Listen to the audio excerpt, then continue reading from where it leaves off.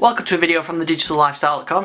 In this video we're going to have a look at the Lynx 7 Windows tablet that's £79, and that's what's interesting about this tablet from other Windows tablets. £79 including VAT and delivery. I got this from eBay. So what can you get? What does a Windows tablet give you at £79? So let's have a look. So in here is the tablet.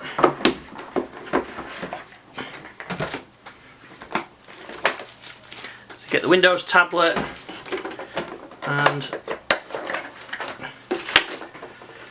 some documentation and a charger. Charger in here. There's the tablet, nice and lightweight with a 7-inch screen. It's got a 1.83 quad-core Atom processor, Windows 8.1. It's got Office 365 personal 12-month subscription, 1 gig of RAM. That's going to be interesting how Windows works with that. A 7-inch IPS screen, 1280 by 800.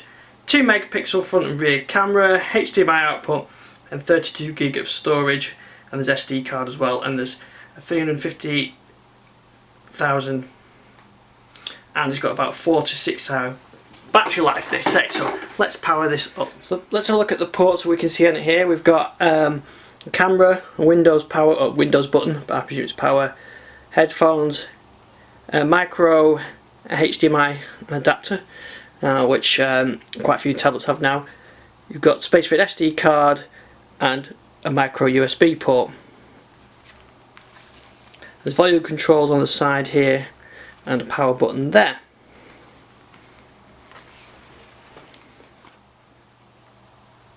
So I'll power this up now and we'll have a see what it can do.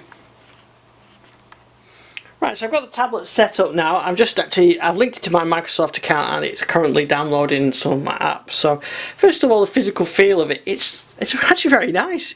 It doesn't feel that cheap. I'm used to the Nexus 7 and it's got a similar feel to that.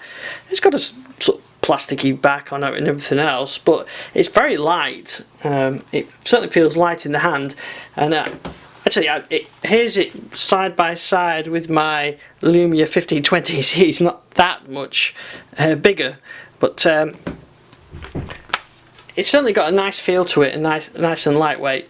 So I've installing my store apps on it now. So see, it's pulled all those down now. So I'm going to try some apps. One thing I've found on it though, it misses the Windows key being here at the bottom. The Windows key's up here at the top. Maybe it makes sense if you're holding it like that. But I just like the Windows key here at the bottom because that's what I'm used to really. But say it feels nice and lightweight. So you're not going to be installing Photoshop on this. It's a little tablet. It's got 32 gig storage, so you could install some apps on it as well. So we're going to try some of the store apps. So that's primarily what I'm going to try on here. It comes with Office 365. A year's Office 365 subscription, so yeah, so there's no reason why I couldn't put Office on here. So the tablet's set up now and I've installed a few different apps on it. So first impressions are, it's very nice, thin and lightweight, and the screen is not bad. It's 800 by 1280, so it looks quite nice. It's not that bright, but it's bright enough. It runs apps just fine, so I could load up Netflix. So here we are running Netflix, and it works really well with that display for streaming media. And I've put Plex on here so I can stream from my home server, dial it to here. So for media playback, it's great. I've also put a game on here. FIFA game.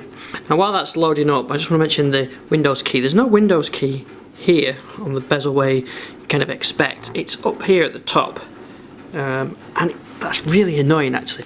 You're using the tablet like this. I'm left-handed, so time to hold it sort of like that, and you go to the home screen, but you've got to go up here each time, and quite often you might be flicking through something and I might choose to go like that, but instead you've got to go up here, and even if you're right-handed, you've still got to go up here. It's not a natural position, so I think that is a real irritation. That's been my main irritation with it so far.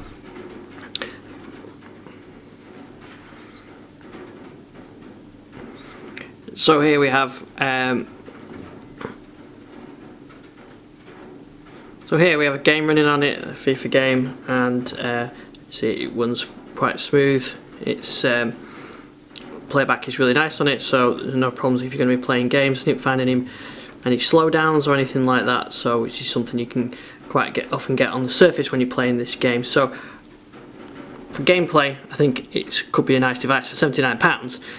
Yeah, and this is an example where this home button bugs me again, because I'd like to do that, but instead we've got to go up here. You can also use it for productivity. We've got Office installed, Office 365. You get a year's Office 365 subscription, so you can install any of the Office apps, which obviously run on the desktop. This small form factor size is not ideal for running Excel, but it can be done. So it's the full version of Excel as well. So if you need to view files on the go, this is fine for that, and you can edit them. You can start from scratch. You can create PowerPoint documents, Word documents, whatever you need. So it is quite nice to have that option, but it's not an ideal size for going to the depth. I've installed the 3D Marker app on here, and this gets 9,600 something on its score. So not a bad score for a mobile device. It's certainly not going to beat any i3, i5 type records, but it's quite good for that.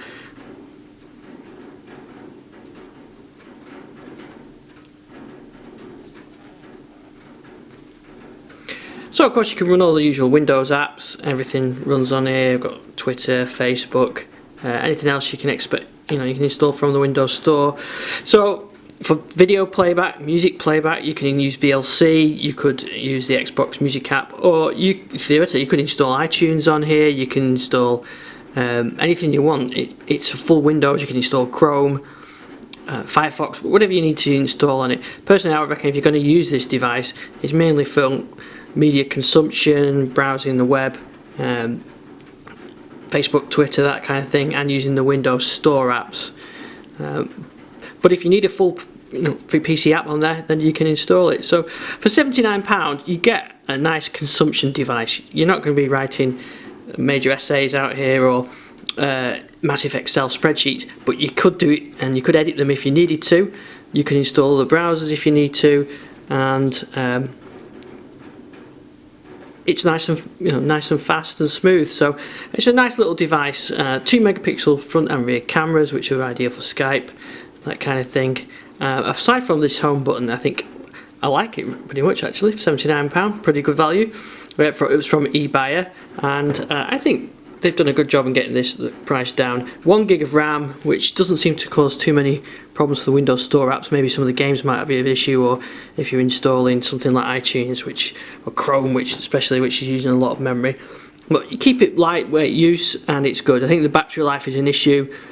3 to 4 hours is not ideal for a tablet. You want to be able to pick it up, use it, and perhaps charge it.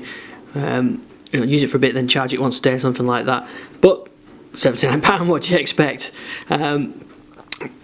I'll do a post to go with the video as well, which I'll include on thedigital-lifestyle.com, and a link on this video. So thanks so much for this one, and I'll do an update when I've used it a bit more. Bye.